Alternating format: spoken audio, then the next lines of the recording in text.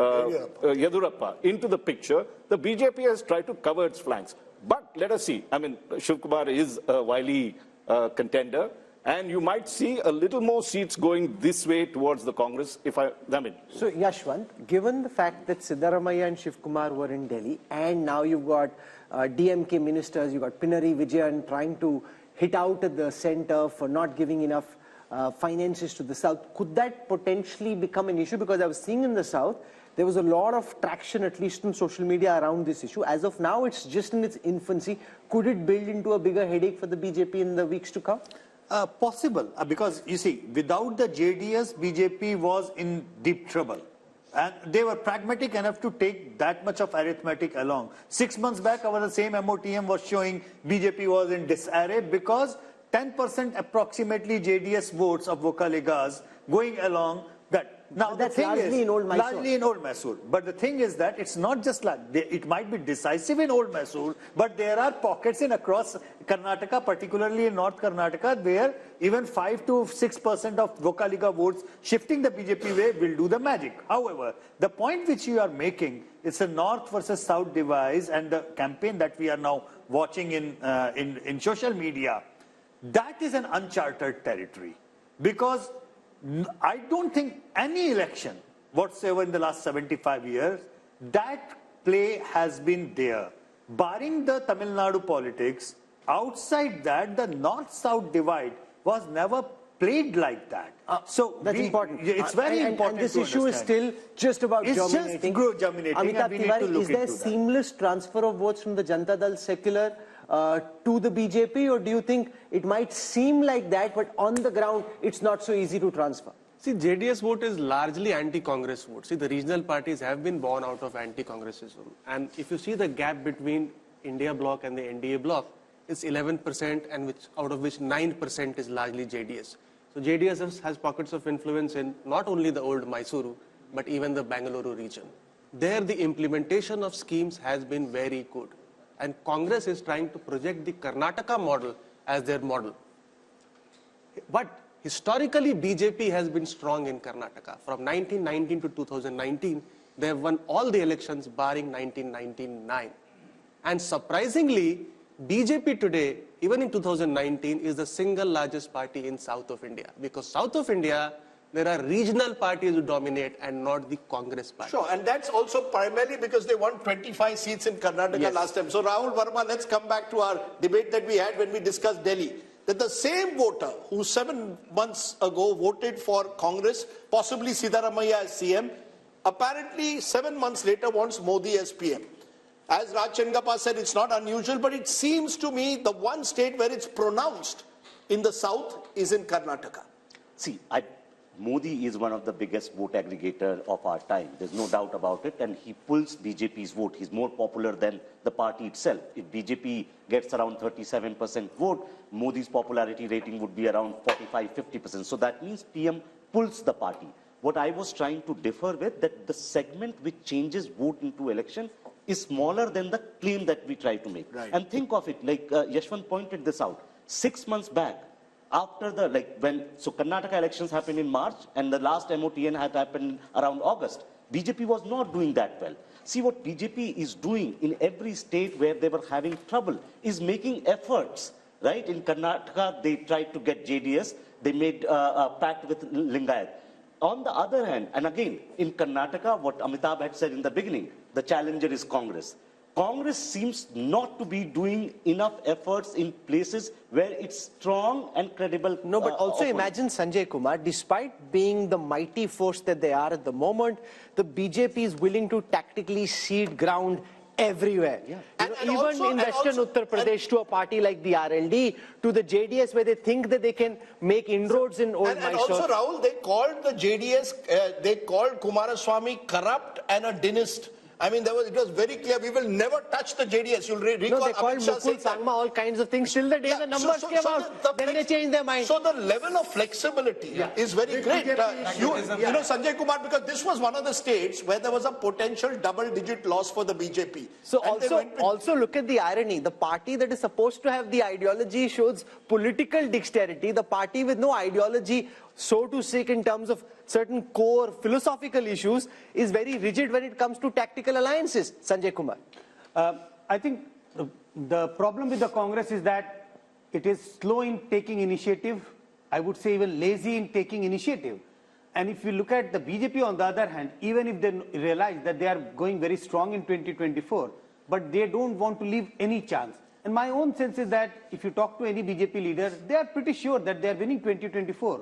But why they are entering into all these alliances despite ideological differences, despite having, given strong statement against the leader of those parties, is that they want to big win. They don't only want to big 2024. Let's take that just a minute. I'll come to you, Rashid, the moment. Mohan Kumaramangalam, national spokesperson of the Congress, Ajay Alok of the BJP. To both of you, first to you, Mohan Kumaramangalam.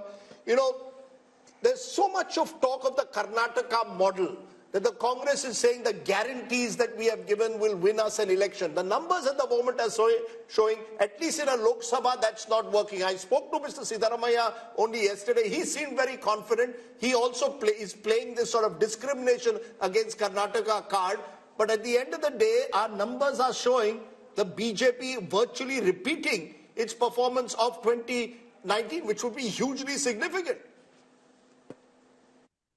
If your numbers do bear out, Rajdeep, it would be hugely significant, no doubt. But I think your survey was conducted between December, May to January end, if I'm not wrong, which is at the height of the Ram Mandir propaganda craze that happened. And everything online, everything on TV, everything you turned on any channel was about the Ram Mandir. So I think definitely that sort of hysteria would have been captured somewhere in your survey. I don't think that they would find it easy to maintain that kind of momentum going forward.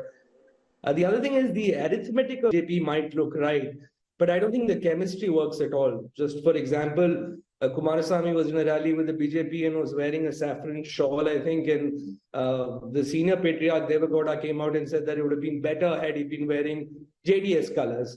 So even something as small as that could be a flashpoint for misunderstanding between the two. The third thing is, you have this national narrative of the BJP that is against nepotism, dynastic rule, etc. So I'm wondering how they're going to reconcile that with pushing Vijayendra to the front as sort of the face of their party in Karnataka. You just can't reconcile the two in a national election. And like I said, alliances, whether that be with the JDS or with someone else, they don't really. Vote transference is going to be one of the major issues to watch out for in there. Ajay Alok, on Karnataka, the transferability of votes from the Janata Dal secular to the BJP and vice versa, the Congress would hope that that might not be easy. We saw in the last elections, but also the JDS's vote is typically an anti-Congress vote. It didn't happen when the Congress and the JDS were together. That's the concern. Will there be transferability of votes, or do you think, especially in Old Mysore, the BJP is now seeping the idea that it's okay to vote for the Kamal, and that helps the BJP in a 15-20 year horizon as well, build in the one region where they're weak in Karnataka?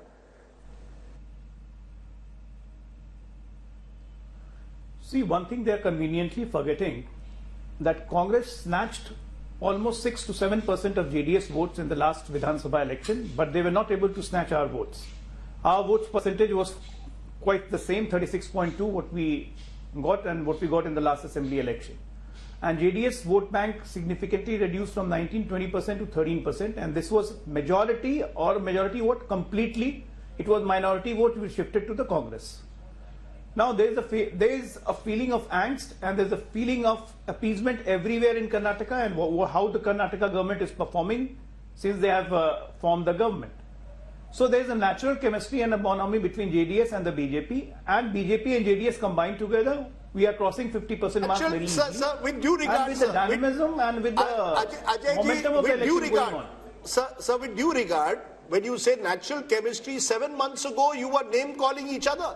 I mean, you were calling him a dynast, you were saying their family is corrupt, the Gowda family is corrupt. This was, all your top leaders were going to Karnataka and saying this. So, is it that you've decided, chunav ke liye kuch bhi, forget the past, we have to win 2024? See, chunav ke liye kuch bhi nahi. We are a political party and we have to look at the situation at the ground. And of course, when we are not with JDS, why we shouldn't highlight their problem and what their corruption issue was. The Congress will also do the same. Now, Now not since corrupt? they are with us, we have to look at the ground reality of what kind of appeasement politics is being followed in Karnataka. And that, Are they now not corrupt? My direct question to you is JDS not corrupt now? Is JDS now no longer dynastical?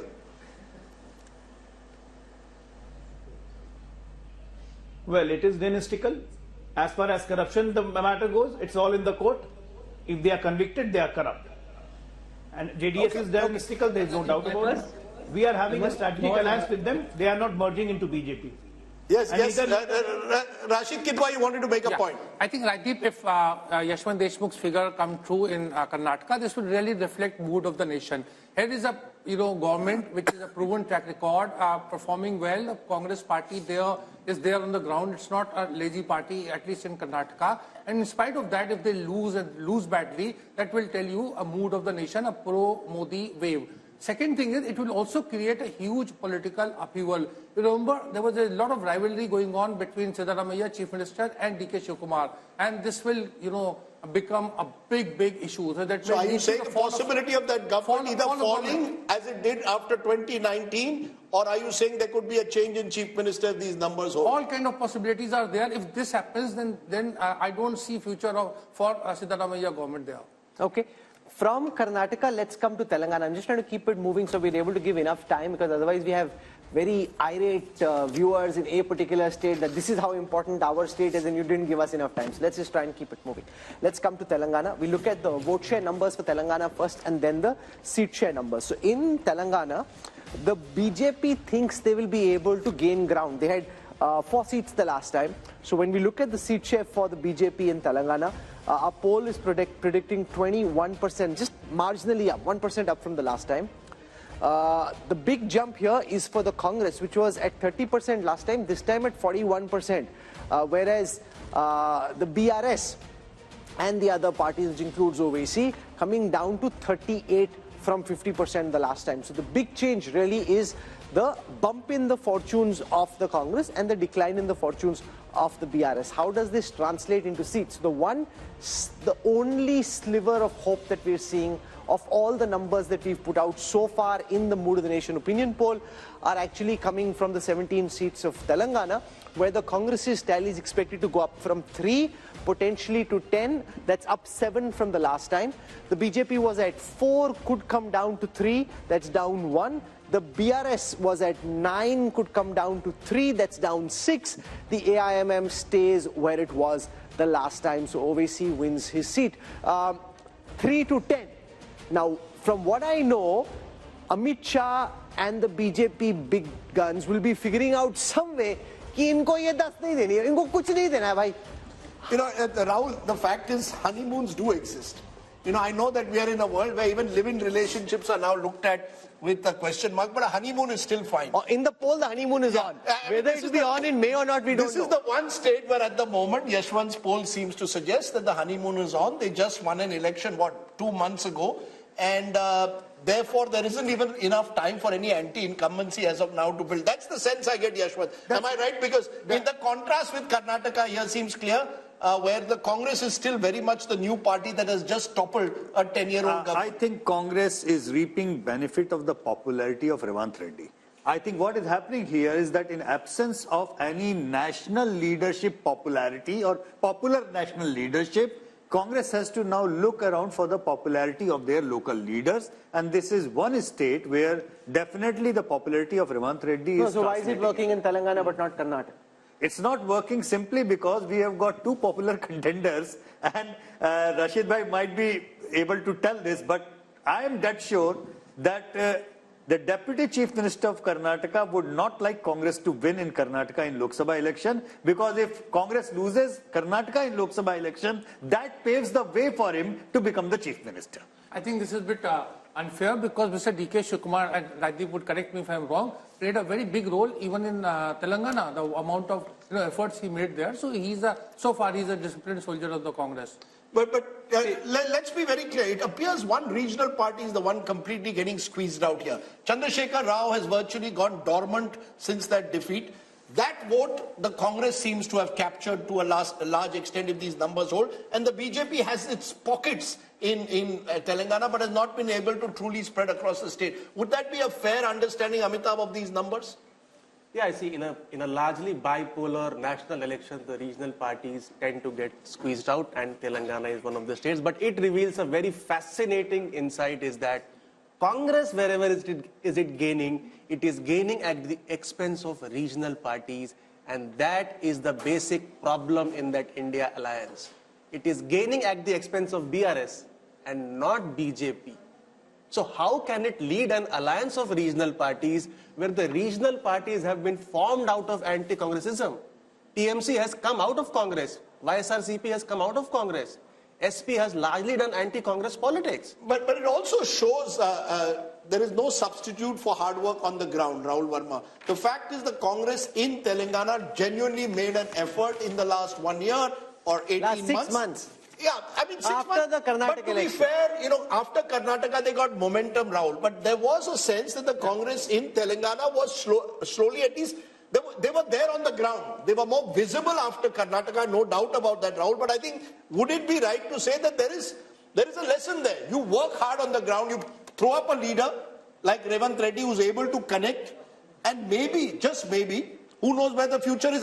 Telangana has been a Congress state. Indira Gandhi contested from Medak all those years ago. But at least in Karnataka and Telangana, you have a party on the ground. We all are taught this lesson from childhood, that you have to work hard to get something, right? Zameen par raho. So it's not just for politics that you have to work hard. Sometimes, see, Congress also, not just because of the hard work in Telangana, but also some of the mistakes that BJP as well as BRS made in Telangana, which gave that kind of edge to Congress in Telangana. And of course, Revanta is now very, very popular.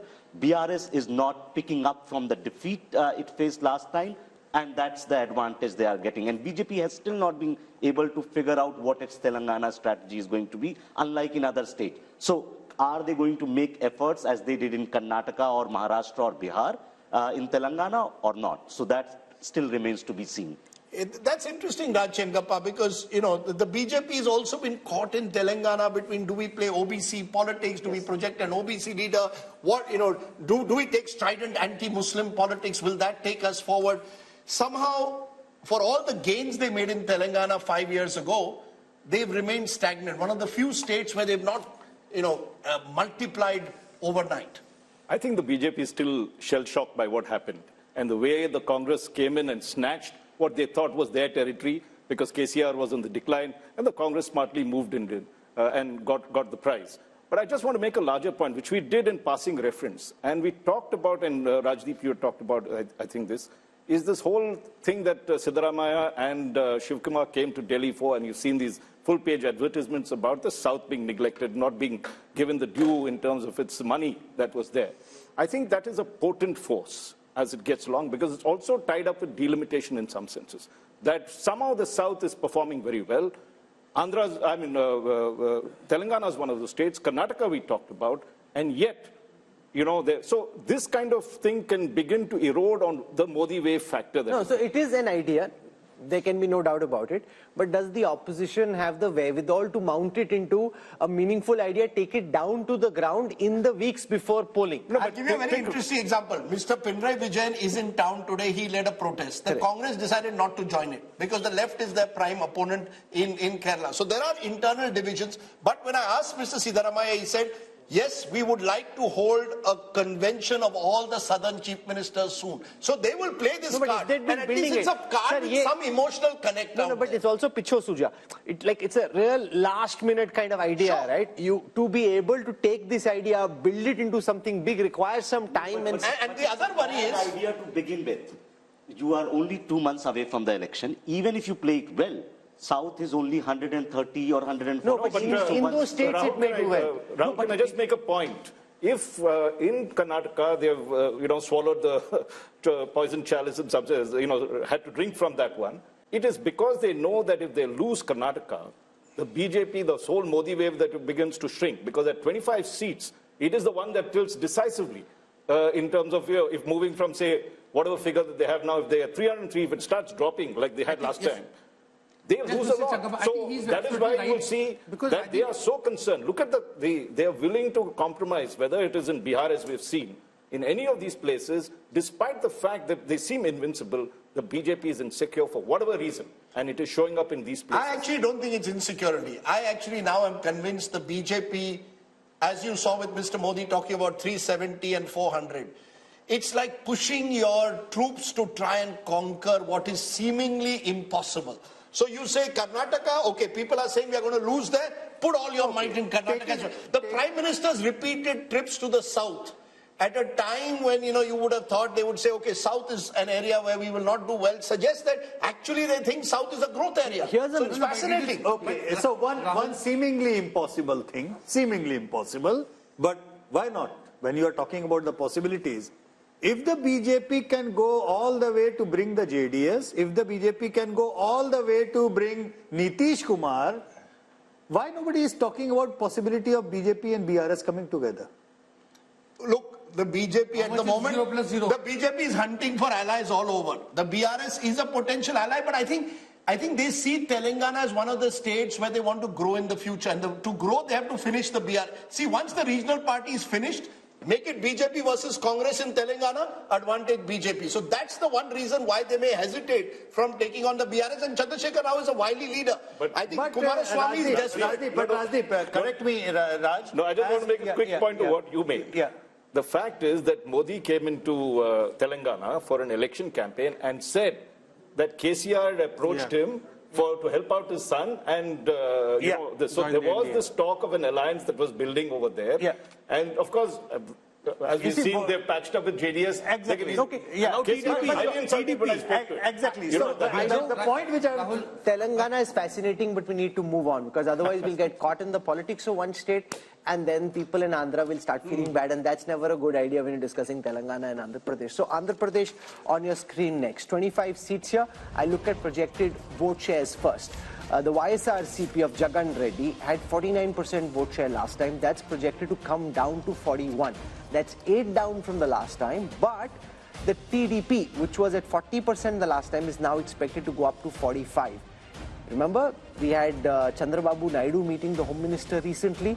Are they picking up signals which before this poll the others hadn't, but BJP obviously had its own polling on the ground? The BJP had very little vote share, it's just marginally expected to go up. The Congress had very little vote share, marginally expected to go up. But the big change there is for the first time, we are seeing the vote share of the YSRCP since Jagan led his party to power after that famous Padyatra, lesser than the TDP, a 4% gap, converted into seats. Fascinating here, very, very fascinating, because remember, Chandrababu Naidu was really given the rough end of the legal stick recently, and there's a lot of talk amongst the TDP supporters that there is sympathy on the ground there. That is reflecting in the numbers for the first time, because from 0 the TDP is projected to go up to 17. If you ask me, of all that we've seen, this is the one number that pops out of the screen and grabs my attention. My sense is Mr. Amit Shah has got a sense of what Yashwant Deshmukh's poll was suggesting. Because why is No, it? Sanjay Kumar is surprised. He's the ulta to dikha because you've got, before I get, because you see, Chandrababu Naidu was there. Clarification, Rajdeep. Yes.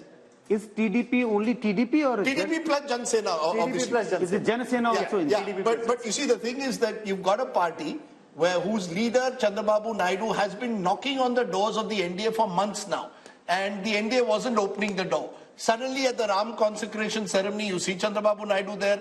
Now Chandrababu Naidu's come back to Delhi, and apparently there are two views within the BJP. How far should you go to completely embrace him? But I think the BJP wants to be clear. They want to be with the winning side in Andhra Pradesh. And the Andhra side also wants to be with the BJP because you need help from the center. So if these numbers are right, one of the alliances we could see in the next couple of weeks is TDP. No, but remember, Jagan is also meeting Amit Shah. So now we don't know. I'm just saying these numbers. These the numbers BJP has both the Andhra balls up in the air. They can decide where they want to go. No, the thing is that BJP cannot decide who forms the government in Andhra, because I think the real battle there remains Chandrababu versus Jagan Rahul. But with these numbers, the BJP will be tempted to go along with Yashwant Deshmukh. This is the most fascinating insight of all that we've seen so far. The Telugu Desam, where many people had started writing the obituary of Chandrababu, political obituary of Chandrababu Naidu and his party, pops out. Jagan Reddy, who so far is busy, and I'm sure he'll be watching this, so we should be just slightly mindful of what we say, busy projecting invincibility, is suddenly seeming on shaky ground. And how does this then impact potentially the assembly election, which will also be held at the same time? I think the problem what Jagan Mohan Reddy is facing, not that his own personal popularity has taken a hit. I think the problem is there is a huge number of non-performing MLAs and MPs. The anti-incumbency at the micro level. In your view, is the assembly mood also the same? Yeah, I mean that's what is happening right now. You're sure about that? Unless he changes, no, because you don't know for sure, because this is a Lok Sabha poll. Yeah, that's what I'm saying. But do you think it indicates assembly mood also? I'm getting the indication of that same as well. Unless he changes huge number of sitting MLAs, chops the tickets and gives fresh faces, he has a problem even in the assembly. What's gone wrong for him? You met him recently. What could have suddenly gone wrong? Because this was not the situation in the last MOTN. So it's obviously changed just in the last 6 months. Look, the fact is, Andhra polls have always been closely competitive. Even when Jagan lost in 2014, it was a very wafer-thin margin, especially in terms of votes. So both sides have strong vote bases of their own. If the Kapu vote, which comes in through a Jan Sena, gives you an accretion, it helps Chandrababu Naidu. My sense is I would not write off Jagan Mohan Reddy. He's done a lot of welfare schemes. He's banking on welfare schemes, the sort of Modi model taken into the Labharti model at the state level. But there is also a sense that many of his MLAs have been distant from the voters, have either been accused of local level corruption. He's changing 60 MLAs out of 150 that he won. So there's a clear sign that he also recognizes local anti-incumbency. So I have a theory. If it's as tight as this and the TDP is bouncing back, whichever side aligns with the BJP, potentially Amitabh Tiwari has the advantage in Andhra Pradesh. Would you agree? With one caveat before you go to Amitabh. Remember, there is a solid 8 to 9% minority vote that's Muslim, plus a large Christian vote out there. And in a way, many of Jagan's advisors have been telling him, let Chandrababu go with the BJP, it will allow you to consolidate that vote. But, so it's a gamble. Counter to that, I mean, there is another set of data which generally, I keep on mentioning, I mentioned you Punjab, Tamil Nadu and Kerala.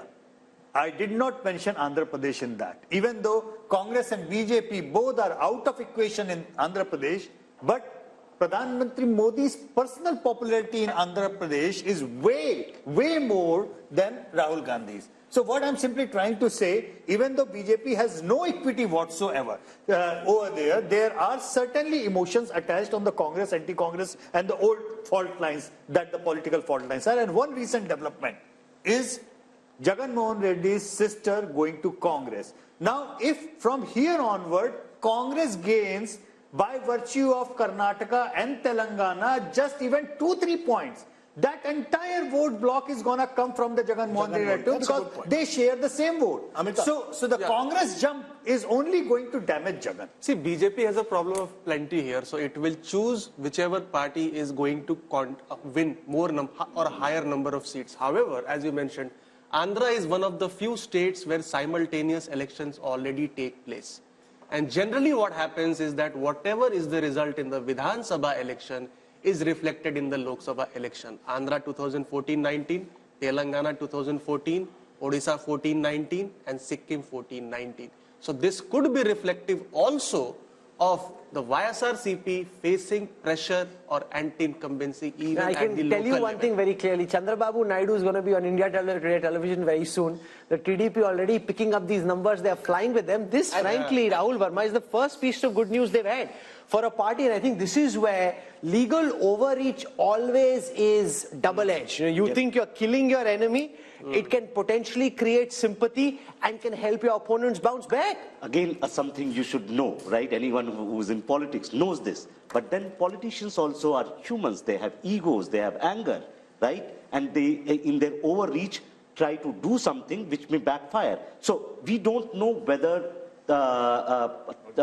TDP's gain are actually coming because of that legal overreach. This might also be happening because Congress might be gaining certain votes, which is coming from Jagan's party. And no, but that's overhyped. From 1, if they're going to 3, that's only 2% up. You can say it's 2%. But the Jagan Reddy is losing 8% vote share. Only 2% the Congress has got extra from the last time. So remember, Jagan Reddy's graph at this moment is very clearly coming down. That's what this data represents. There's no running away from it. And Chandrababu Naidu would be doing a bit of a dance right now, Sanjay. But BJP's overtures towards Chandrababu Naidu also reflects, the BJP and Prime Minister Modi. He wants to get a foothold in southern India because, you see, if he's comparing himself with Jawaharlal Nehru, with Indira Gandhi, with Rajiv Gandhi, with this Congress Prime Ministers, you cannot be a Prime Minister of India and, 197 But it also sit out of his bounds. But it also shows flexibility again. Here is a leader who 5 years ago tried to lead the opposition charge against Prime Minister Modi, spoke angrily against the Prime Minister. Nitish did the same. And you're willing to embrace them all. So I think the Prime Minister is very clear that in politics there are no permanent friends or enemies, something that the Congress could learn. Think about it. Jagan Mohan Reddy comes from a Congress family. What stopped the Congress in all these years from making at least one solid overture to him to try and embrace? What do you do instead? You send his sister to contest against him, which clearly for him is a red rag.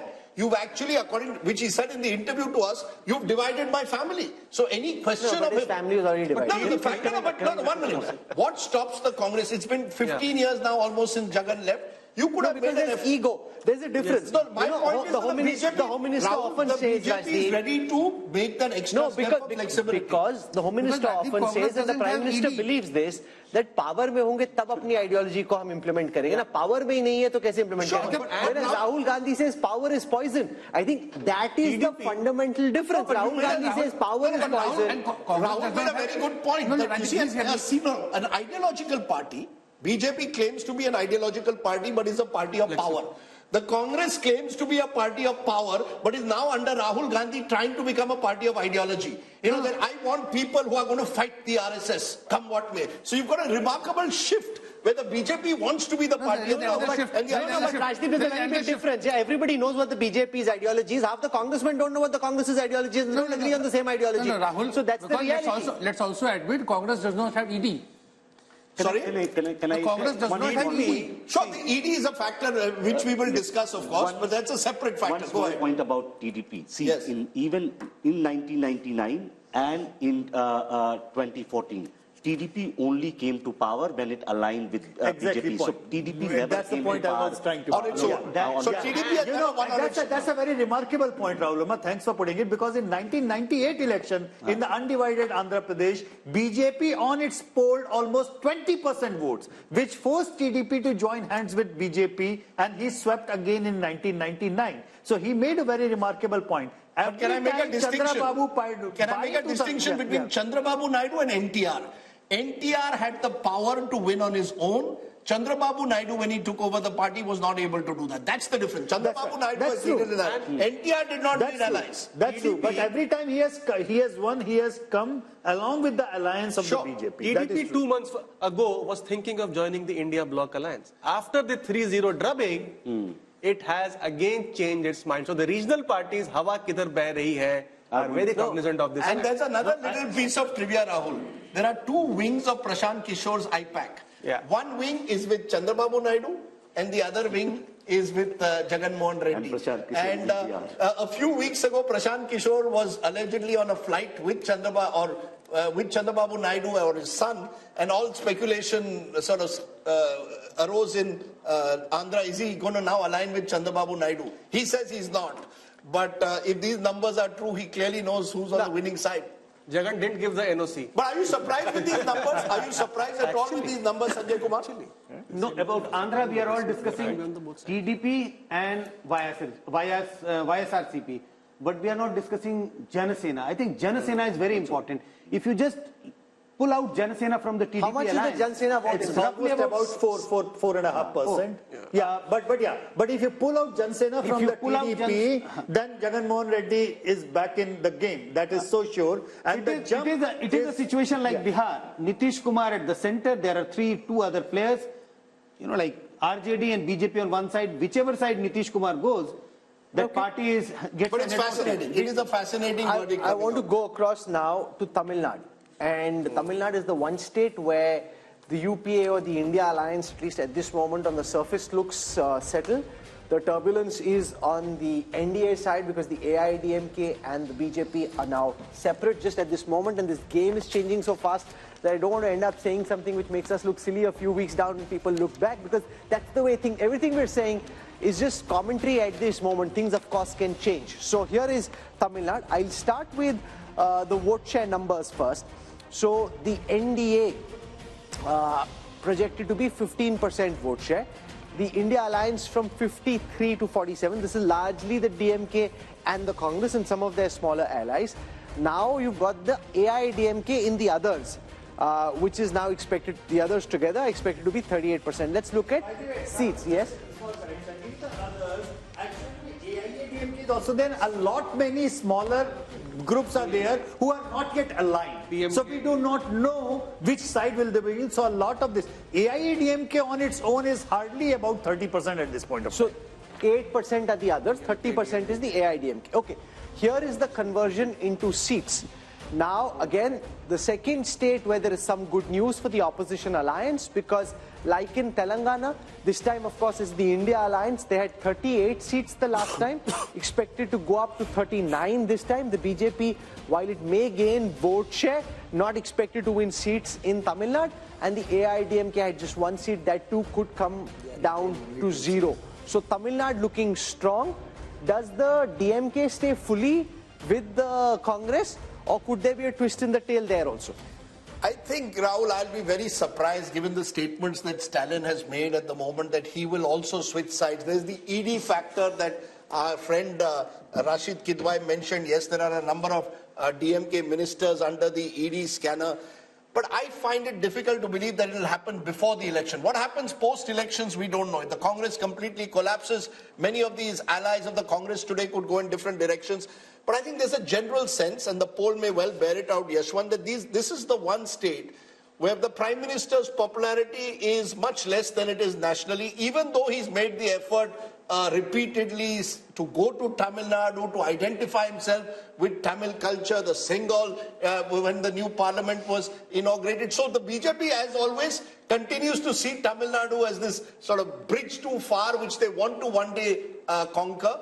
But no, look at the effort he makes with the Kashi Tamil Sangam. Yeah, but my sense is the AIDMK's collapse over the years has only consolidated the DMK and has put the BJP in a difficult position. Do we try and occupy the opposition space, or do we tie up with the DMK? In the either ways, you know, the vote share increase is not going to result in the seat conversion. So is there a vote share increase substantially? Yeah, it's a vote share increase substantially. It could be further because, as I said, many of those smaller splinter parties might still go this way, that way, or the ND way. We do not know. No, is the BJP gaining or is the AIDMK gaining this plus 3%? It's the BJP gaining. AIADMK is not is going down and down and down all the way. And by the way, AIADMK is counted in others in this calculation. It's not counted in the NDA vote share for that. Yeah. No, but so you're saying a 15%. Just a minute. You're saying a 15% vote share is principally a BJP vote share? BJP and the other perceived alliance partners of the BJP, and that's not a very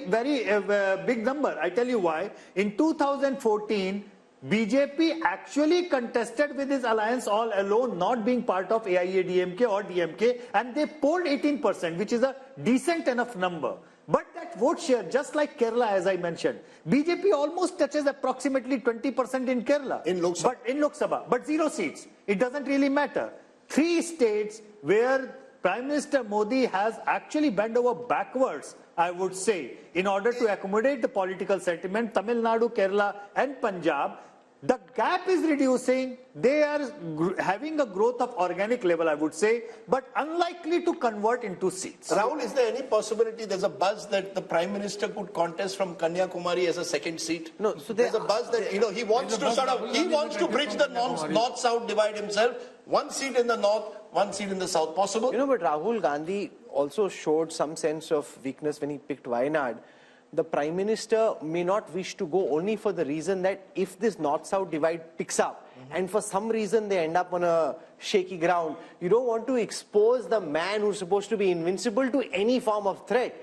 Therefore, will they take that risk? No, they will go all out to shore up their fortunes in Tamil Nadu. Remember, the BJP is the only party at this moment which has a 20-30-year horizon on things. When I speak to top BJP leaders about, say, the strategy for Tamil Nadu, or say, why don't you just patch up with the AIDMK at this moment, it might make it easier. They're saying, you know, we want to end Dravidian politics. Not just about coming to power at this moment, it's also about a larger political, social, ideological fight where we want to integrate the country. I mean, at least they're talking that language and then pushing in that direction. Right. Oh, now, like the Chinese have a 20-30-year horizon, the Congress doesn't even know what they're doing tomorrow. Raj, where do you therefore see the DMK being? You know, if these numbers hold, the DMK will presumably be, if not the second largest party, certainly the third largest party once again. Does the DMK remain where it is with all the ED pressures that we speak about? Other allies are slowly drifting away from the India alliance? Or is there, you believe, a chemistry with Rahul Gandhi and the Congress that Stalin intends to cement? I think you have to look at what he gains. If it's only the ED that is putting pressure and how deep that pressure is, one has to look at. But Funding? yeah, but fundamentally, Tamil Nadu doesn't believe in this one nation, one party, one nation, one language. So there's been that protest going on from the 60s. The more the BJP tries to emphasize all these things, and let's not forget, Prime Minister Modi had, you know, as part of the temple run, went right down to Tamil Nadu and did two temples out there to assure them that, look, we care as much not just of the Ram Mandir, but all your tradition and culture. So at the moment, I don't find a reason why Stalin should be switching unless there's some inside information. No, also given the comments that Udaynidhi Stalin has made about Sanatan Dharma, I presume the BJP can't be then seen to be embracing them right away. Yeah, and the Tamil culture and the fact that anti-Brahmanism had ruled for, and continues to in many senses, it's going to be difficult for the BJP. It'll get this 10-15%. Mr. Modi's popularity is there, and we need to see that. Okay, let's turn then to the final state in our southern sojourn, which is the lovely state of Kerala that often marches to its own beat. Take a look first at vote share. If elections are held in 2024, what happens in Kerala is the UDF, that's the Congress-led front, 46% vote share, LDF 32%, 14% back, NDA 17, others 5. How is this translating into seats? Well, it's virtually a repeat of 2019, once again a clear sweep for the Congress-led UDF. The best news for the Congress so far, apart from Telangana, is coming from Kerala. 18 to the UDF, just 2 to the LDF. But remember, both are part of the India alliance. So no, but it's a big change from 2020, Yashwant Deshmukh, where you had the LDF come back to power. Now you've got, for some reason, very clearly in a Lok Sabha context, anti-incumbency against the left and very strong pro-incumbency against the Congress. And if Kerala was India, Rahul Gandhi would be Prime Minister. Absolutely. If Kerala was India, Rahul Gandhi would have been not only the Prime Minister, he would have been a Prime Minister with Rajiv Gandhi kind of majority. But having said that, I think 2019 numbers also came after a victory of left front in the assembly elections. And so that way, Kerala is a very much split vote. Because they are voting for assembly level separately and Lok Sabha level. No, but what explains that vote, Rajdeep? you know, it's very interesting. A few days ago, Kerala left leader told me, why does Rahul Gandhi have to contest from Wayanad? Can't he choose any other part of the country? We are his staunch allies in the India alliance and he's coming to take us on in Wayanad. So I think there again, people... He looks like a strong force in Kerala. No, so therefore, you see, the Congress is seen as a national party in Kerala. The left is seen as the regional party of Kerala. Mr. Vijayan is seen as the prominent chief, the number one neta of Kerala. There may be anti-incumbency brewing against him also after 8 years in power. But I think the main reason is the belief that the Kerala voter sees the Congress as a national alternative to the BJP. GVL Narasimha Rao is now with us. GVL, the BJP was trying very hard on its own through the RSS to win something in Kerala. Yashwant's data suggests it's a bridge too far for this election. No, I think we are very confident of winning some seats. I will not say we'll be a big force in this election because Kerala doesn't, election to election, the swing is not more than 2% or 3%. Kerala is a state that moves very slowly. But certainly in this election, we are confident of winning. And what about Andhra Pradesh, seats, where the Home Minister and Naddaji met both with Chandrababu Naidu, also meeting with Jagan Reddy? What's cooking there? I think these are political meetings that happen during election time. Khabar But do na, sir. certainly, no, I think you won't, until anything is final, I think you will not know. So you're flirting with both parties, essentially. No, we have got support from both the parties as far as parliamentary strength is concerned. But as far as elections are concerned... But Naidu betrayed you. Would you take him back? I think these are decisions that party will take at the highest You come level. from the state, it's your patch. No, but these are political That makes calls. it even more difficult for him to commit because it's his own patch. Rahul and Rajdeep, you see, there are no emotional decisions here. Political decisions are always based on wisdom, political wisdom and political sagacity. Because you accuse me, you made some comment against me, or you called me names in a rally, therefore I will not tie up with you. That's college level politics. We are Can I just take it around this table though to ask that since we spoke of college level politics and Kerala's strong student movement, how many people on this table believe that Rahul Gandhi made the right decision by choosing Wayanad, or was it escapism? Did Rahul Gandhi escape from the reality of trying to rebuild and revive his party in UP by going to Kerala? Is that a mistake? Or is this a pragmatic decision to stay on in the Lok Sabha? Who wants to go? I think it was a pragmatic decision, and Rahul is very comfortable. If you see his, even Bharat Jodo Yatra in Kerala, whatever he was doing, talking, indulging in all kind of activities and all, he was very comfortable. He was what he is. So but you can't win India by becoming the Prime Minister of Kerala.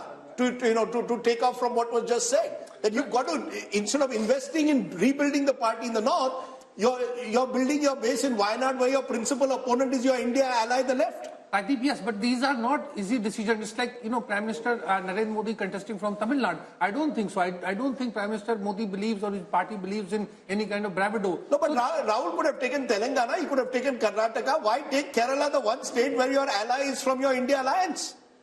Well, that would be a choice if you can. Is this KC Venugopal telling him take a safe seat? Why not? Large minority population, and that also is seen as a factor. You're choosing a seat with a large minority population. It gives the BJP, and they did it in 2019, that you only want to contest a seat with a large minority population. Rajdeep, what are you saying? Are you saying minorities are not?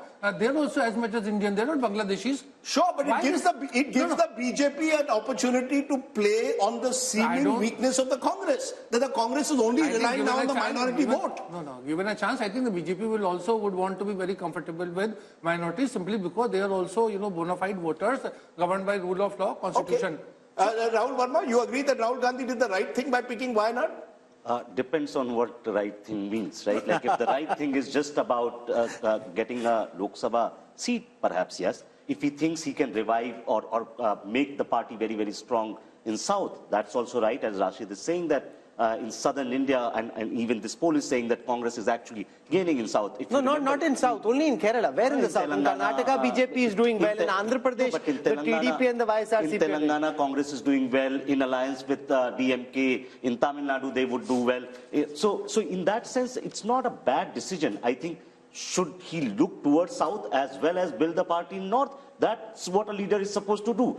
Modi campaigns in North and South and East and West, right?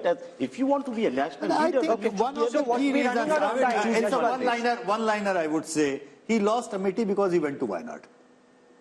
Yeah, well, what I was told is that they saw their polls in Amethi suggesting a very tough fight, possibly losing. They looked for a safe seat in the south and picked Wayanad. So it was almost like some kind of security which Rahul Gandhi was offered. No, but imagine if he's your main batsman and he's looking for a safe position. Which is my point. You see, this is precisely my point, Rahul, that I would have if you wanted to choose south, choose Karnataka, for example, a state. Where did Indira Gandhi go? Indira Gandhi went to Chikmagalur, went to Beda. What is the safe seat for Karnataka, Congress in Karnataka? I have no doubt that there could be potentially safe seats, including potentially Chikmagalur. But look at the projected vote share and seat share of the south, because Rahul, I think it shows the exact opposite of the north. The vote share in the south, as per the Mood of the Nation poll, NDA 23%, India 41%, others 36%. How does it add up in seats? NDA 27%. That's just a small dip from last time. Remember, BJP got 29 out of 130. India 76%. Slight up because of Telangana, others 29%. But basically, you really have two Indias politically. You have the BJP dominant in North India, and you have India Alliance doing very well in South India. So whether we like it or not, there is a South-North political divide in this country. What implication that will have with delimitation is going to be a big question in a couple of years from now. Couple of years from now. At this moment, we are focusing on what is the mood of the nation.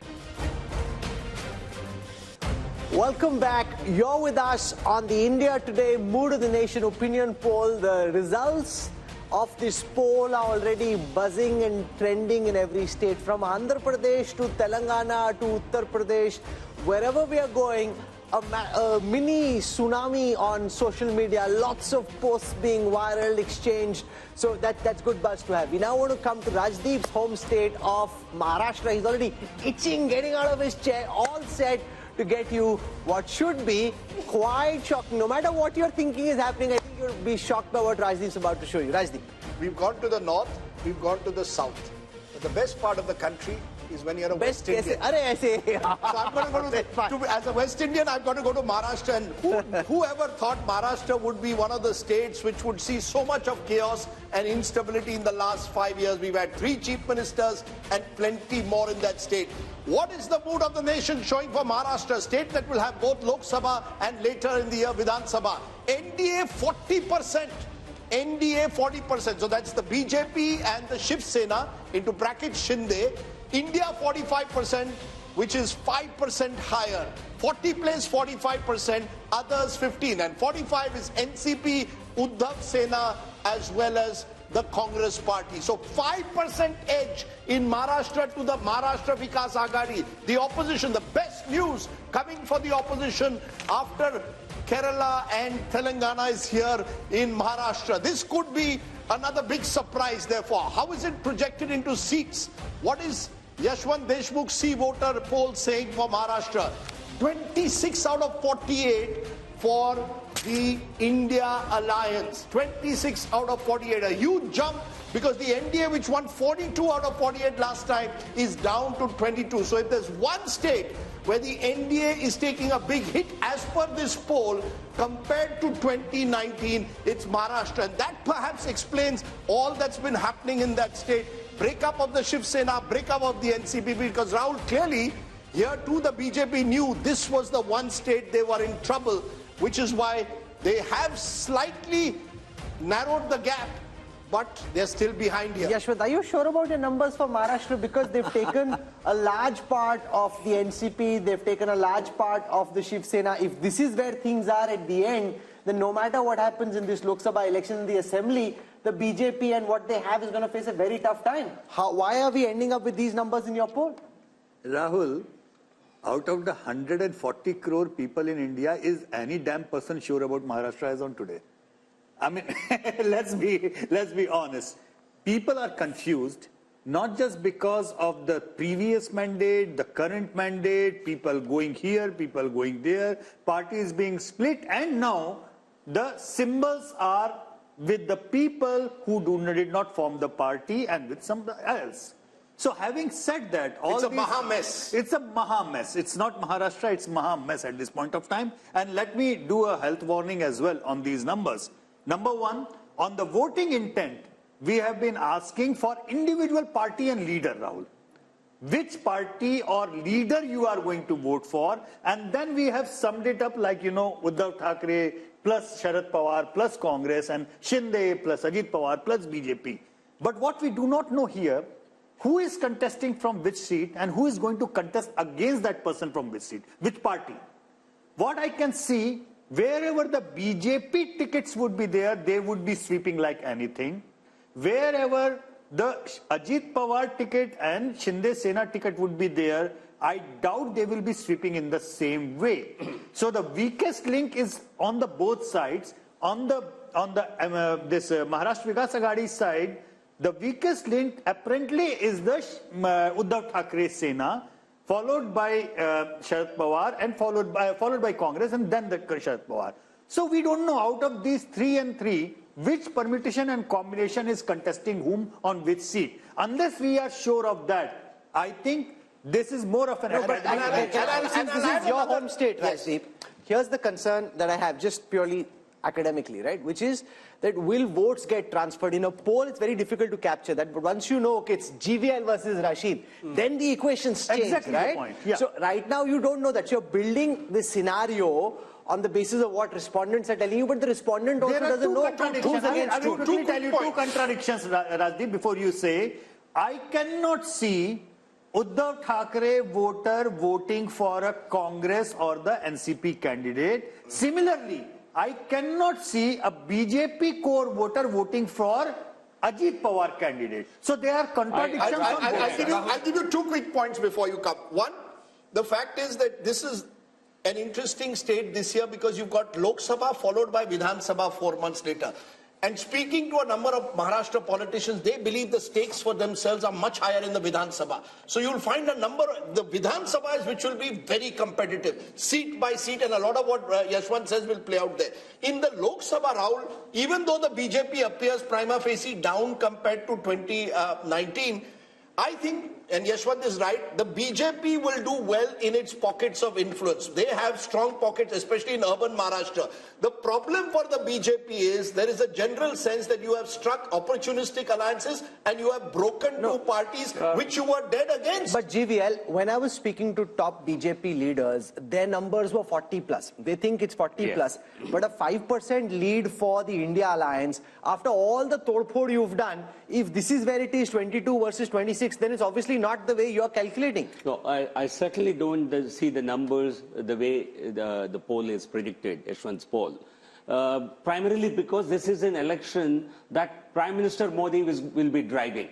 People are voting for PM Modi. They are not voting for individual constituents. This is an election where you will see a massive swing. So anybody voting, anybody contesting as a part of the Prime Minister. The premise which is also the reality of Maharashtra politics gets reflected in this poll is that BJP at this moment is not a pan-Maharashtra party. Modi might be a pan-Maharashtra phenomenon. BJP per se is not a pan-Maharashtra political party. Even in states, Haryana, was Haryana a BJP state until 2014? Okay. Did BJP ever win a couple of seats in Haryana? No. But once Modi is on the scene, Prime Minister Modi ji, he is one who will drive the entire vote. Please give me the popularity ratings because that will give me an indication. Can I just explain? If you have those numbers. No, look, last time the BJP contested 25 seats, the Shiv Sena 23. And the BJP and Shiv Sena did extremely well, winning 42. Now what's going to happen is the BJP is going to put pressure on both the Shinde Sena and the NCP Ajit Pawar group to contest less. And the BJP will look to contest at least 30 and divide it. The Ajit Pawar's party is happy not to contest Lok Sabha. Their energies are on Vidhan Sabha. Similarly with Shinde Sena. So that might actually mean the BJP could contest more in the Lok Sabha. I think the worry is that there is genuine anger against the way governments have been broken, fallen on all sides, towards all politicians. So I think you will find Vidhan Sabha becoming a real battleground. Lok Sabha, the Modi factor does play out. Sharad Pawar clearly is weaker in a Lok Sabha election at the moment. He may not even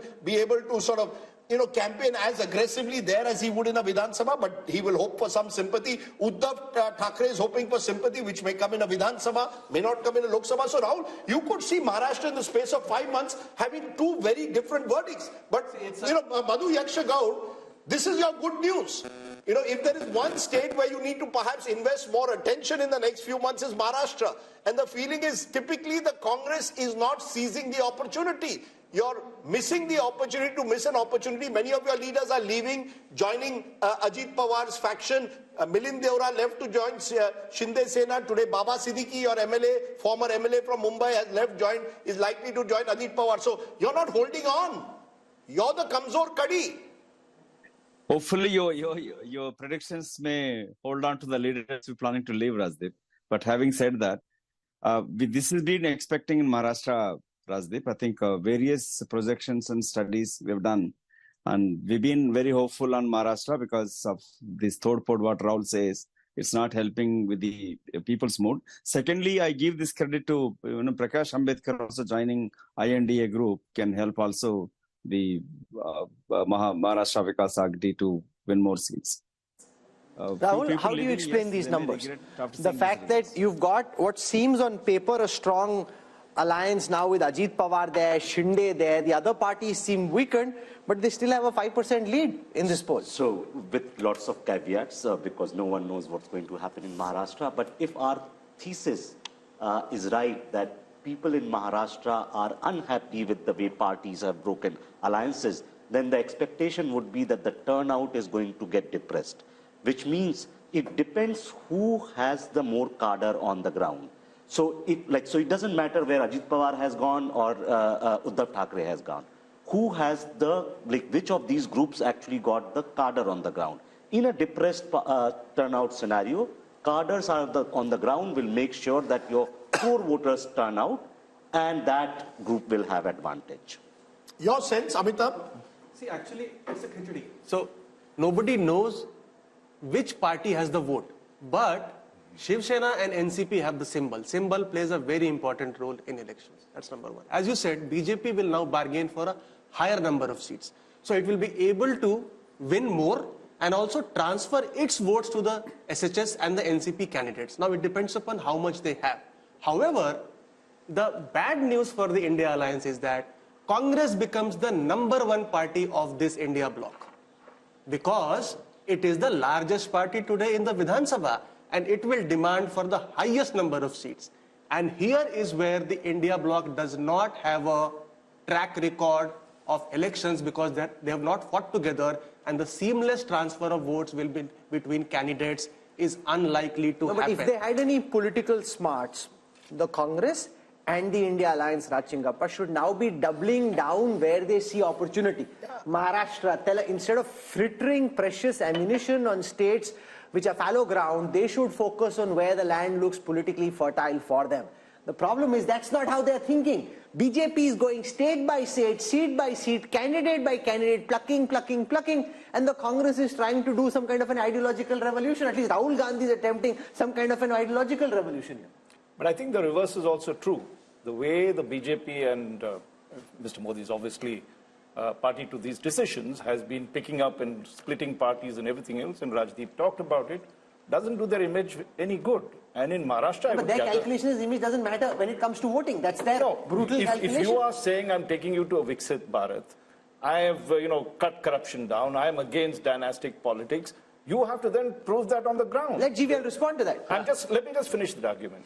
Okay? Yeah, go ahead. Because I think it's a principled thing that happens. In Maharashtra, I have a feeling, Rajdeep could vouch, and he also expressed it, is I think there's a Marathi pride which you can define in some ways or the other, right?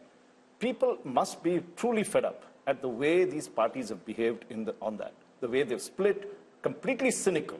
How do you explain that when you want to take this nation to greatness? And let GVL respond to that. They see people are very, very practical. Let me put it this way. People have great trust in Prime Minister Modi. They know he's the one who will deliver Viksit Bharat. And if he does not have the strength in a particular state to sweep that state, let him galvanize, get that support, because we want him to win. The people want him to win. People have trust in him. No, sir, but can I ask you, you're saying people have faith in Modi. Point taken. But when Mr. Modi says there is a 70,000 crore scam in irrigation, points virtually to NCP and Ajit Pawar, 1 week later, Ajit Pawar joins you, what's the message? I was in Nashik, where a gathering which included RSS people were there, and they all said, sir, khoke ki rajniti hai. They openly said it. The word khoka has become a sort of common parlance on the street of Maharashtra. How does that lift the Prime Minister's image? If one moment you say there's corruption, next moment you tie up with the same corrupt person, how does it lift your image? Let me tell you this, people understand there are some political compulsions. At the end of the day, you want Lord Krishna to win. You want Bhagwan Ram to win. There are some adjustments they will have to make in the interest of larger national good. But have you gone too far? The point is, no, I'm telling you, this is the Hindu psyche. This is an important point that GVL Narasimha Rao makes, because when I was interviewing Dr. Jaishankar, and I've seen now several people say this, they talk about Bhagwan Ram, they talk about Hanuman, they talk about the Ramayana and the Mahabharata, and they talk about tactical compromises on the battlefield, which leads to the war being won. So this is something that we're seeing now quite a lot of, which is what he's talking about. No. But then, Rahul, with due regard, sorry for speaking out because it's my home state, I feel strongly. The fact is, where does it fit in with the kind of Ram Rajya that you talk about? You know, what does it leave you with? Is this Ram Rajya that you tie up for Koketi Rajniti? There is no politician in this country who represents the true political virtues than Prime Minister Modi. No Prime Minister, no Minister, no Chief Minister in this country can match even an iota of Prime Minister Modi. So what matters to them is Prime Minister's qualities. I have he's so a you man can do all the total integrity. No, so you're saying you can do all the wheeling and dealing on the ground, but the Prime Minister's image is not touched by it. No, they know he's not making compromises. Party but Rahul Verma, this is local. Yes, Rashid. Yeah.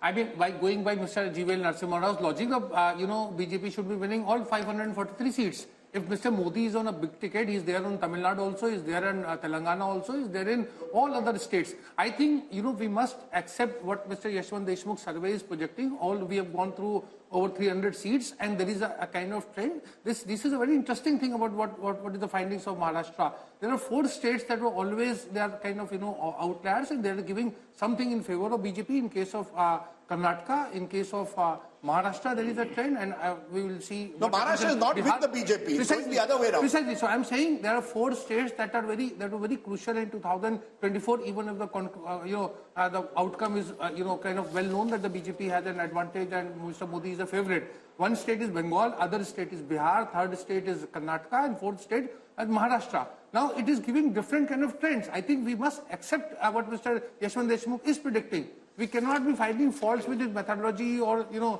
how it will shape Maharashtra. We can't be having different... Yes, Rahul, very quickly. So, two points. Yes, in politics, all politicians and parties make these tactical calls.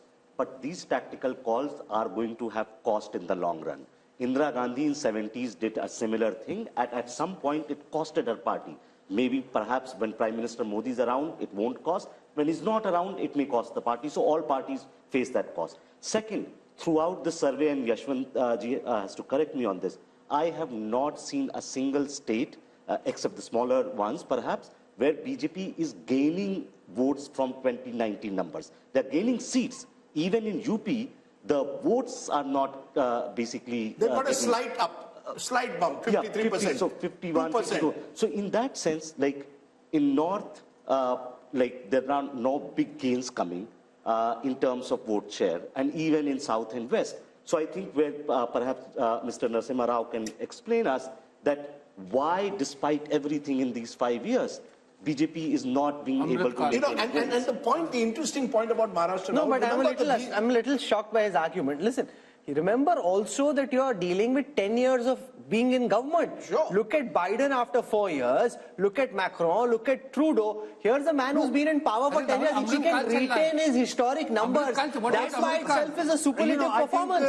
I think, Rahul, the point that you made about the 2 point or less, like somewhere they were leading by 60 points, now they are 58, 2 points. I understand your point. But what I learned from the experiment and result of Madhya Pradesh is that eventually it will be relative turnout, which will be playing 3-4% of jump just out of nowhere for the BJP, just by virtue of their supporters being more excited about going to the polls and Congress not being in a position as organizationally and resource-wise to pull their supporters.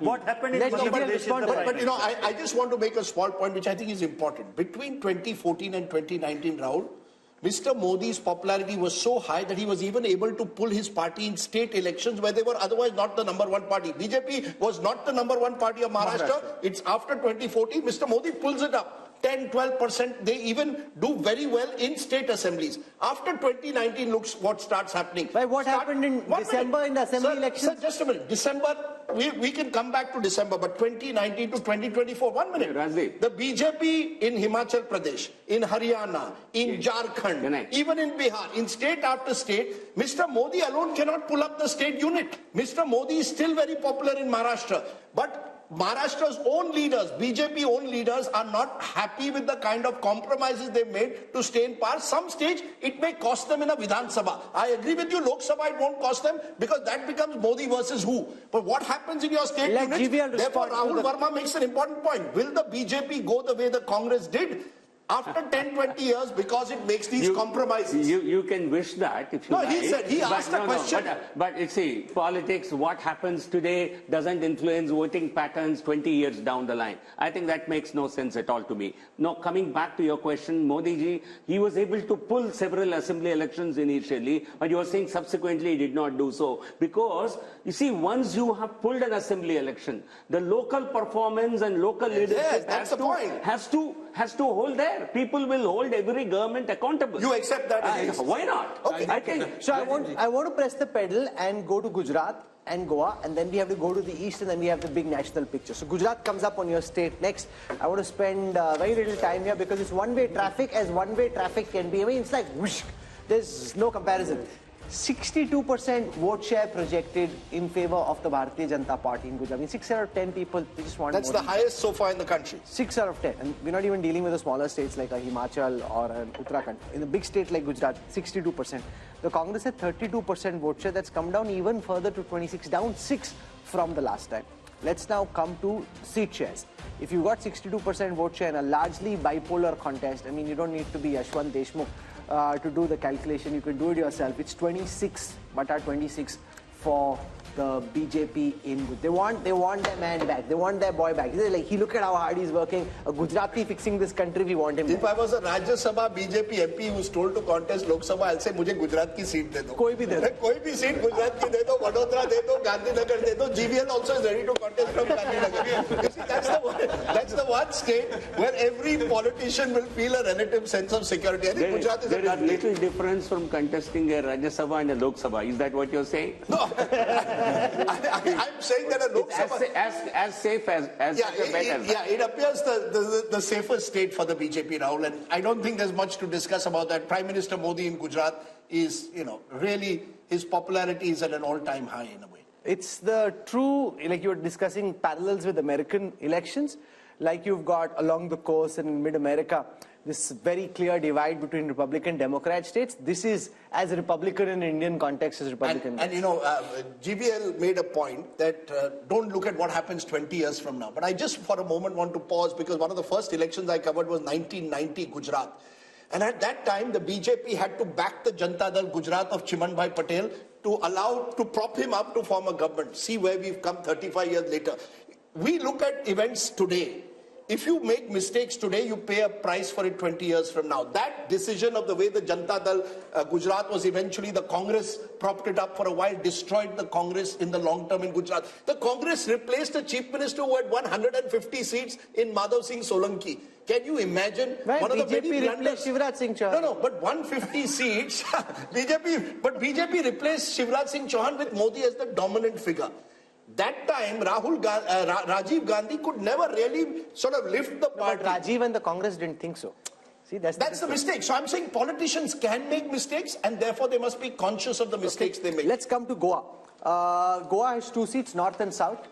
This is where all of us hope to retire, at least Rajdeep and I hope to retire in Goa for sure. Okay, so here's Goa, lovely state. 2 seats, 1 each is the calculation, north and south, 1 seat split between north and south. North is clearly to the BJP. I'm presuming Yashwant south is giving because north. there are more Christians over there. The south, interestingly, if the AAP Congress alliance works perfectly, and it has to work perfectly, it has half a chance. I still believe that the BJP will be very much in the race, even in the south. Percentage of Christians has gone down. One of the stories of our times, Christian population in Goa at the start of this century used to be 30% plus. It's now just over 20% and declining. So you actually, even in South Goa, will find it not so easy. Only a perfect Congress AAP alliance and no other third party like the Goa Revolutionary Party coming in gives them half a chance. I still believe advantage BJP in Goa in both the seats. That's the nature of Goa as well. So let's look now at the projected seat share of the West and the projected vote share of the West. I'll start with the vote share projection. Axis My India predicts for the India Today group that the NDA would end up with 48% vote share if you aggregate the states of Gujarat, Maharashtra and Goa. The India Alliance at 38, a 10% gap here for the NDA. Converted into seats, the NDA is at 51, the India Alliance at 27 and why it seems that this is not as one way as the North is because Maharashtra is sticking out as the one state where the BJP's dominance is not quite what the BJP top leadership would like to believe. But look at the story, Rahul, the northwest monsoon. 154 in the north, 51 in the west. You're almost home and dry. Between the two, you're slightly below where you were in 2019. There you won 230 plus. You're slightly below because of Maharashtra in particular, but you're still almost there. 400 पार कैसे होगा? 400 पार We haven't come to the east. We haven't come to the east. We haven't shown the big picture there. So that's just we're halfway through this show. So we'll slip into a break. When we come back, we'll show you what's happening in the east of India, and then there is the big national picture. Stay with us.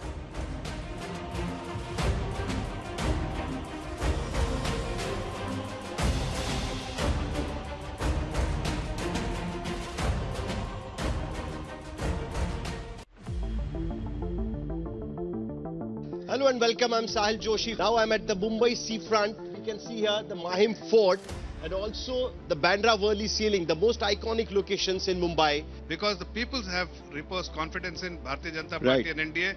And Eknath Ji Shinde has done what the people wanted. People wanted Shiv Sena and BJP together as we have been together for 25 years. It is only the MLAs who have defected. It is not the people who have defected. How is Ajit Pawar like-minded party with the BJP? We see it worked in line with the expectation of the people, and that's why we are confident of our victory. If you are so confident about 370 votes and 400 for NDA, why do you want all other alliances with you? Why do you want all small parties with you? वो washing machine से धुल गए, ये कमल detergent में सब धुल जाते हैं. We are shifting our focus to Gujarat. Confidence in the people's mandate is very, very certain. The youngsters have come in and they have taken the major positions in Gujarat. I feel things will be very different. In Gujarat, if you ask any Congress leader, but they are all demotivated in Gujarat purely because they know they are going to lose. Election of 2024 will be an election of Modi versus Mudda. Our phones are buzzing, multiple politicians, their well-wishers, supporters across states calling, wanting to know something on the site. There's no sideshow happening. If you want to know what the numbers are, stay tuned to our coverage on India Today as we take you through state by state, region by region, and then finally the national big picture. We want to come to the fascinating state of Bihar, where Nitish Kumar's U-turn has made things very topsy-turvy and very exciting, which is also why the Mood of the Nation poll had to do extra polling to be able to capture what's happening in Bihar. On your screen right now are the vote share numbers for Bihar first. 53% is what they had in the last Lok Sabha elections. They're projected to be at 52, but there is, on the surface, it seems not much has changed, but so much has changed internally because the JDU, which was earlier with the India alliance, has now jumped over, which is what kind of keeps the BJP-led India alliance where it was. The India alliance was at 31%. That's expected to go up to 38%. Let's see how this converts into seats. For the first time now, on your screen, the Bihar projections on the 40 seats of Bihar. Yashwant Deshmukh and his team at C-Voter are predicting that the NDA could end up at 32. Remember, apart from Kishanganj, they had 39 out of 40 seats the last time. They're expected to come down 7 this time round. The India Alliance, which had only 1, expected to go up to 8. So just imagine, Rajdeep, if Janata Dal United was actually here, BJP was staring at bigger losses in the orange column, and the India Alliance was looking at bigger gains, which is what explains that somersault. You know, the fascinating aspect is that when you went to Uttar Pradesh, the BJP is holding its own.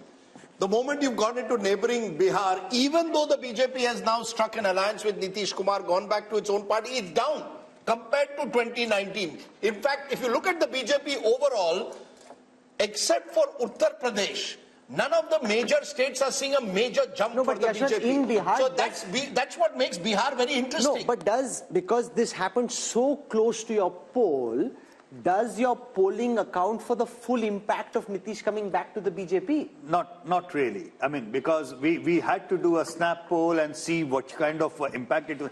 We could sense two major things. Number one, yes, there is almost like 8% arithmetic jump, you know, from the India faction to the NDA, just by moving JDU supporters to this side to that side. Which could also mean that Nitish is now worth only 8%. Yeah, exactly. This is one of the points which is like, instead of 16% which he polled in 2014, his core vote looks like more like a 8% kind of thing, number one. Number two, we still don't know who is contesting how many seats, you know, and please remember, even Paswan's party is split into two.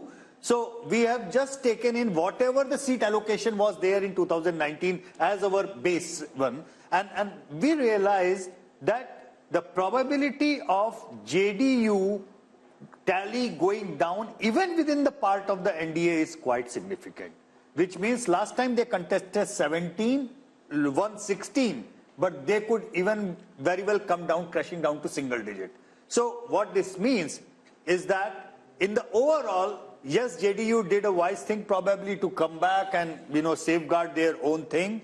But if the NDA needs to pick up its tally, probably BJP needs to contest more seats, because there is a significant anger against the JDU, not just among the RJD supporters, but even in the BJP supporters. You come from Bihar. Does this poll account for the potential winning bandwagon effect? The fact that if voters in Bihar think that this is a Modi election, a BJP election, then they may more likely than just at the time of separation choose to go along with the NDA. That is most likely to be the case, because as Yashwantji is saying, BJP is likely to contest on a higher number of seats, give lesser number of seats to JDU, which is facing a decline in its support base. But if you see, both the parties were at 37% vote share. 15% is the Modi premium, because JDU was with BJP in Vidhan Sabha elections. So the Vidhan Sabha elections, when it factors into account the Modi impact, is 15% straight away.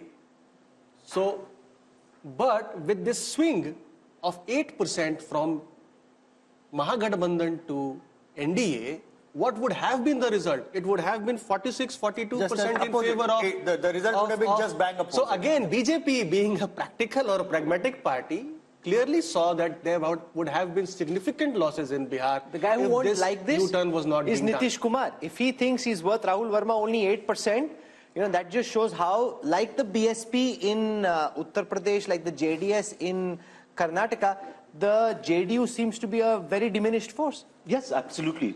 And I hope Nitish Kumar realizes it. And Nitish Kumar perhaps understands that he's diminishing, and he's still trying to make most of it. But with this 8%, he's still chief minister. No, yes.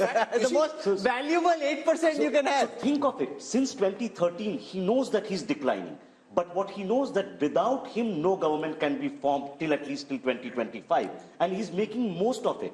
He's basically, he goes with, so he's one of those politicians where he's being opportunistic and ideological at the same time. He joins RJD, gets his caste census done. Comes to BJP, does certain other things. So he's trying to make most of it in a very, very small... But you know, look at, maybe the BJP looked at Yashwant's last Mood of the Nation poll. Yeah. And there were 3 states where the BJP was in clear trouble. There was Bihar, there was Karnataka, and there was Maharashtra. Yeah. What did they do in Maharashtra? They broke the 2 major parties, Shiv Sena earlier, then the NCP. In Karnataka, you went and tied up with JDS, brought back Yediyurappa into the fold through his son. And in Bihar, you've got Nitish Kumar back into the fold. I saw this photograph in the morning papers today, Prime Minister shaking hands with Nitish Kumar. And I just wonder, you know, what makes politicians tick? Here are 2 people who've attacked each other personally at various stages. Nitish Kumar refusing more than a decade ago to even share a stage with the Prime Minister. But all is fair in love and politics. And I come back to it, Rahul. The BJP has shown itself to be a party of power while claiming to be an ideological party, and the Congress has done just the reverse. No, but I don't agree. Once they're in power, they're ideological. Their logic is, they've scrapped Article 370, they've brought India the Ram Mandir. Sure. What other proof do you need of ideology? No, I'm not saying the ideology is diluted. Yeah, UCC has come about in Uttarakhand. So once their formula is you win and then you get ideological. To win, you don't worry about ideology. All I was saying is that there were states where the Congress had seen these ones, they were going to get, the BJP had seen they could be down by double digits. Bihar was one of those states. Yeah. Let's find out a way to tackle Bihar. The point, Rashid Kidwai, this is the difference. You see, I got a call just now from a UPA leader. Please show me which are the states where the BJP is growing. I said it's not about the BJP growing, but holding its own. And they've held their own by strategic politics. does the opposition recognize that, Rashid? Yeah, or will they only blame the enforcement director? Yes, I think Nitish Kumar's story is not complete without the opposition politics. Nitish Kumar seems to have gone on a rebound. He worked very hard for this India alliance, and when Mamata Banerjee, propped up Mallikarjun Kharge, and when Rahul Gandhi said that, he will talk to Mamata before appointing Nitish Kumar as India alliance convener, all these things look like... You're saying if he was appointed convener, he would have stayed on? Precisely, because Nitish Kumar was not doing 8%. He knew his days are numbered. He wanted to be a prime ministerial face. He may not have said it. And this is if he was made convener. Think of it. After 2023 December results, he's also making calculations.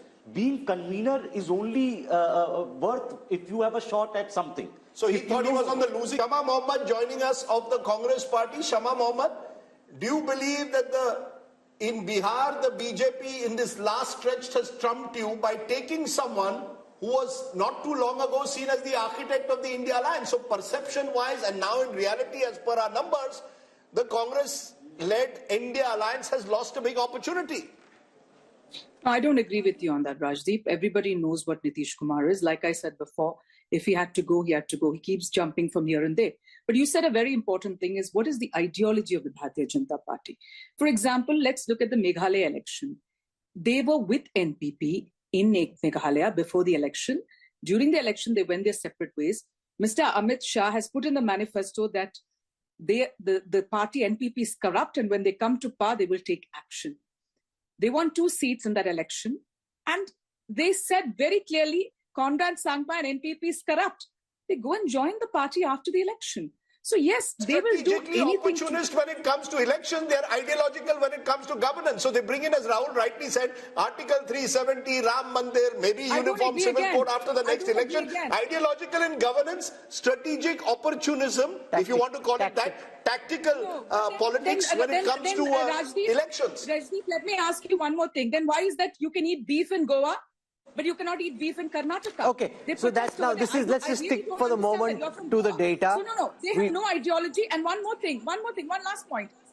This is not mood of the nation. I would call it mood of the media also. Today I was traveling from Delhi to Imphal, and the person in the plane says, dekho, Modi kya keh rahe hai? That we are dividing it into north and south. It's all about what Modi. But I don't understand why the paper and the media does not talk about how a present sitting prime minister insults the first prime minister of India, calls him all the names in the world, and nowhere in the world they do that. Nowhere. And let's not forget he was a freedom fighter. So why is nobody written about that?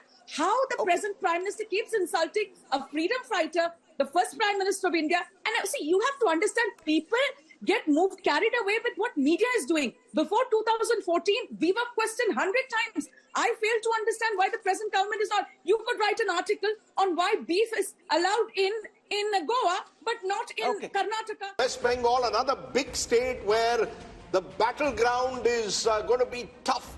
Let's take a look at the vote share first. Remember, the BJP did very well in Bengal, the breakthrough election of 2019. Now, in vote share, NDA 40%, holding its own.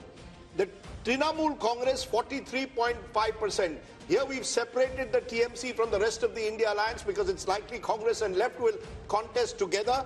That's others 7.3. So Trinamool Congress 43.5, others including Congress and left 7.3, NDA 40. How does this translate into seats? BJP 19, they won 18 last time, 19 this time. They will be happy that they are holding their own in Bengal. TMC 22, down 1. Congress plus left is 1 seat. So Bengal once again, Rahul, becoming TMC versus BJP, Congress left getting squeezed out, and clearly the BJP holding its own. Rahul Verma, is there a way of knowing what this may have looked like if the TMC and the Congress and the left can't be together, but the Congress and the TMC were together? How much of a material difference could it have made to these vote share numbers? It's hard, right? Because you don't know what kind of transfers will take place and what the seat allocation to different parties. Yashwant, how much of the Muslim vote is the Congress actually splitting, or is it largely going en masse to the Trinamool? You see, the minority vote saturation towards TMC is already done and dusted. Yeah. So I don't think there is anything from the minority vote perspective left much to whatever the 8 to 10% vote that left in the Congress. But you're are picking having up right still. now. How much vote are you picking up for the Congress? You see, together they are polling at about 4 to 5% each in that way. But the funny thing is that I kept on thinking why exactly Mamata Banerjee decided to go on her own. And when I took a deep dive and tried to understand the composition of what is left of left and the Congress vote, I realized that big number of them is actually anti-Mamata, not anti-BJP, which is now left with them. So there was a clear and present danger if the Congress and the left would have been in Mamata's alliance, then this vote, 8 to 10%, a huge chunk shifting them to BJP rather than coming Mamata's way. So with one caveat, you know, the left definitely had to be on the other side. Mamata was very clear. She needed a three-cornered race. Left voter needed to split the anti-Mamata vote. The Congress voter is more interesting, especially in areas like Malda, which the BJP, you know, did very well last time. There, the Muslim consolidation. And she saw it in a by-election which she lost last year, which troubled her because suddenly the Muslim vote was drifting towards the Congress. So in 4 to 5 seats, I think it could make a difference, but 4 to 5. So these numbers could have changed by 4 to 5 if even now the Congress ties up with the left. That's about also, it, not more than that. Look into the statement and look into the body language of Adhirda and everybody else within the Congress rank and file. The way their campaign has been, it looks more of anti-Mamata, less of anti-Modi. So they are holding on to whatever they have. They are understanding there is a huge chunk of their vote which is primarily anti-Mamata rather than But I will make again one caveat. Adhir Chaudhary is worried about Adhir Chaudhary. Adhir Ranjan Chaudhary wants to win his own seat. It's not about a Bengal strategy. If there was and this is where the India Alliance gets it horribly wrong. Do you have a strategy for Bengal or do individual leaders dictate terms to you as to how you do it? We must remember, Mamata Banerjee has not left India Alliance. So this is the part of tacit understanding also. The left Congress alliance just to prevent the extra BJP getting extra. Oh, come on, there is no tacit alliance when Adhir Ranjan Chaudhary comes every week to Kolkata and attacks you in personal terms. There's no tacit alliance between Adhir and Mamata. No. Let's be very clear. So is he a Trojan horse? No, it's not about Trojan horse. I keep Mamata is saying, also doing a lot of poaching. By the way, sure. She is, but the point is, one-way street. No, the India Alliance should have decided, this is Mamata's point, who's going to drive your alliance in Bengal? Is Adhir Ranjan Chaudhary going to decide it or am I going to decide it? Congress got 0 seats in a Vidhan Sabha election just a couple of years ago. Can Adhir Ranjan Chaudhary simply to protect his own seat sort of dictate terms to Mamata? It won't happen. I think the India Alliance has singularly failed to have any chemistry on the ground, which is why Mohammed respond to that. It's a notional loss of, I agree with Rajdeep ji. Congress should have formed an alliance with TMC.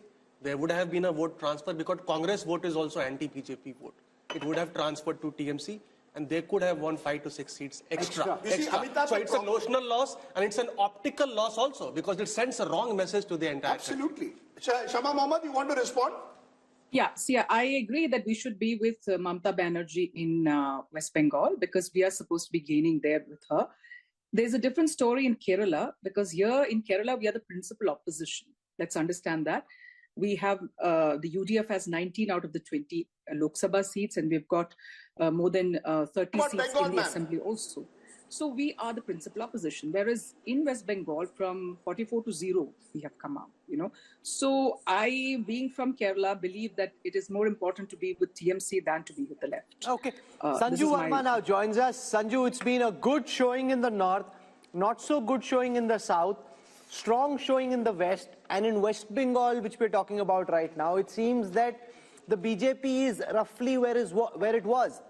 My understanding on the basis of multiple conversations are the BJP's own polls are showing them 25 plus.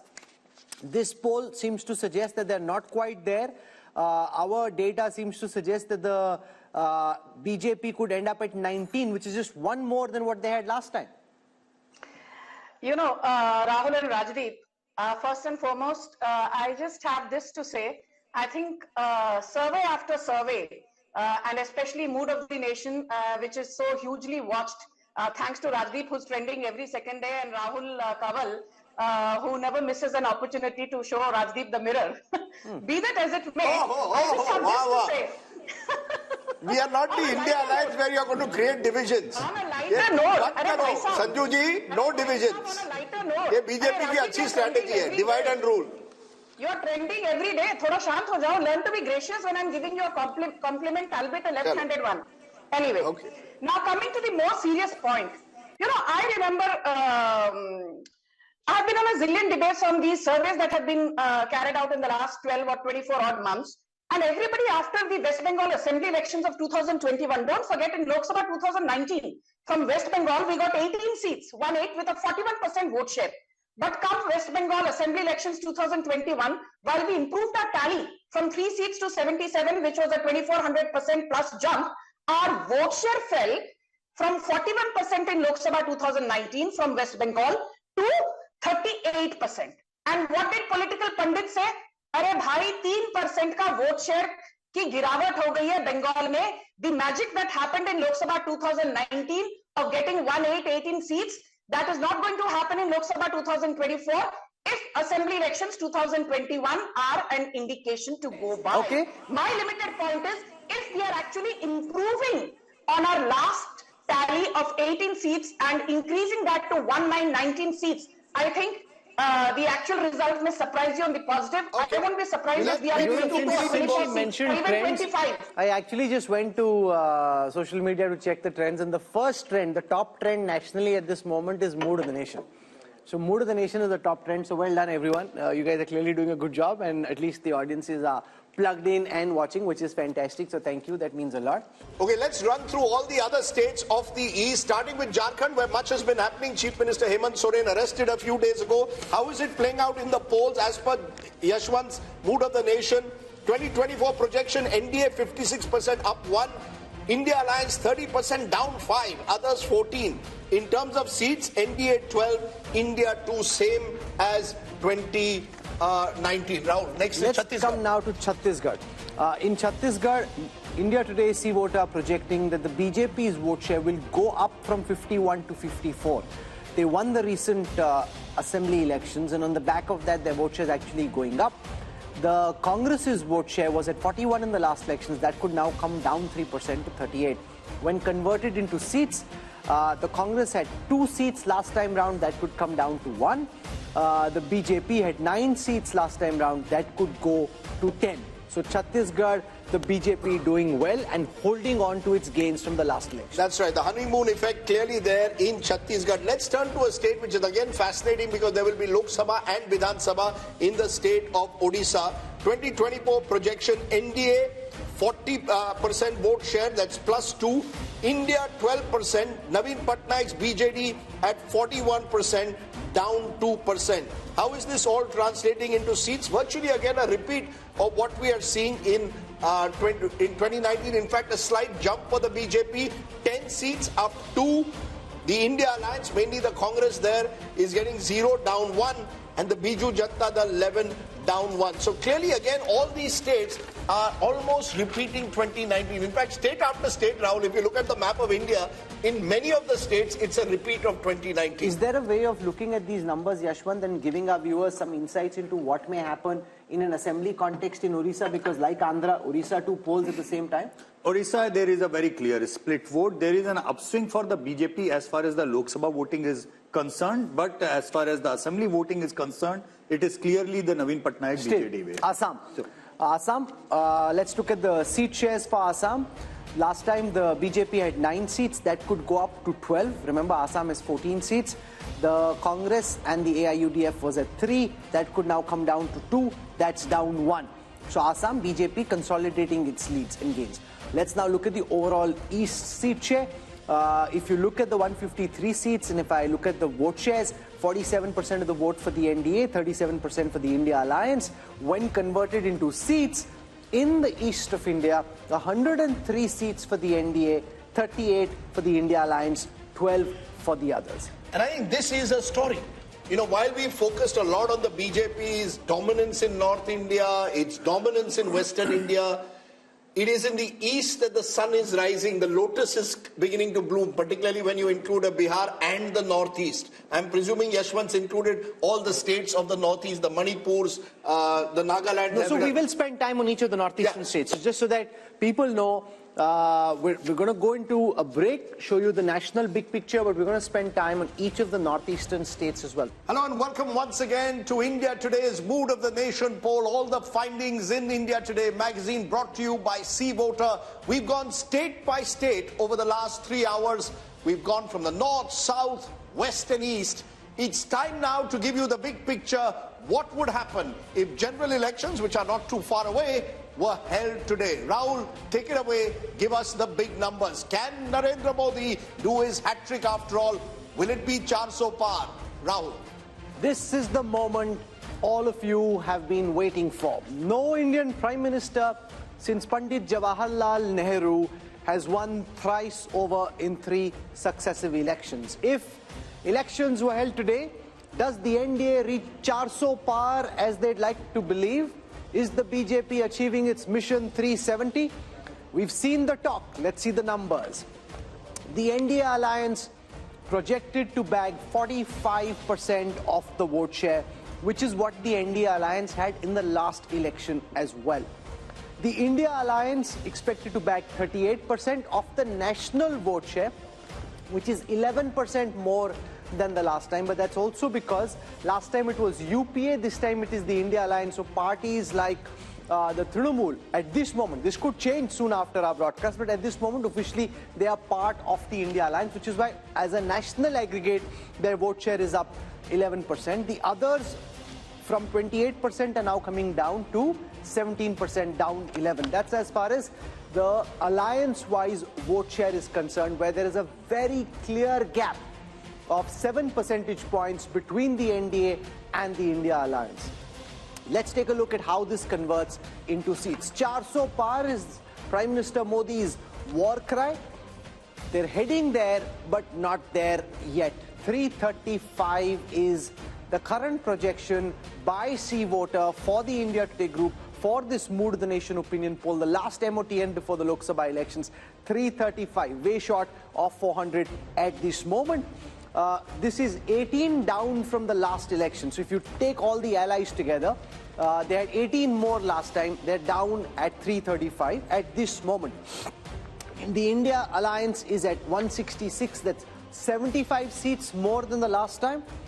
The others are at 42, 57 down, but that's an apples and oranges comparison because some of the parties which were in the others have now moved to the India Alliance. The big story though is that the NDA is set to come back to power quite comfortably.